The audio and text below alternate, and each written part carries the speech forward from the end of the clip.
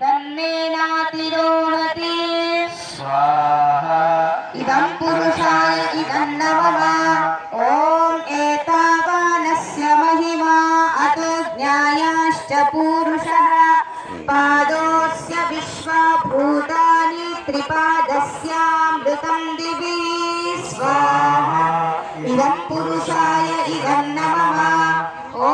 त्रिपादोर्ध्व उदयपुरुषः पादोऽस्येह भवात् पुनः ततो विश्वं व्यक्रामत्साशनानशने अभि स्वाहा इदं पुरुषाय इदं न मम ॐ तस्माद् विराट जायत विराजो अधिपूरुषः स जातो अत्यरिच्छत पश्चात् भूमिमथो पुरः स्वाहा इदं पुरुषाय इदं न मम ॐ यत्पुरुषेण हविषा देवा यज्ञमतन्वत वसन्तोऽस्यासीदाज्यं ग्रीष्म इत्मः शरद्धरिः स्वाहा इदं पुरुषाय इदं न मम ॐ सप्तास्यासन् परिधयस्त्रिः सप्त समिधः कृताः देवा यज्ञं तन्वाना अबध्नन् पुरुषं पशुं स्वाहा इदं पुरुषाय इदं न मम ॐ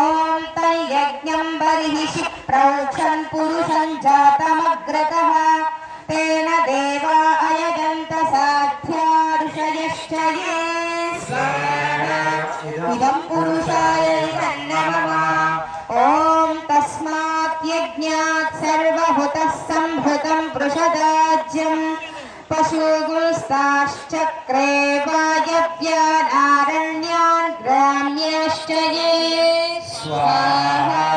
इदं पुरुषाय इदं न मम ॐ तस्मात् यज्ञात् सर्वहुता रुचः सामानि जज्ञिरे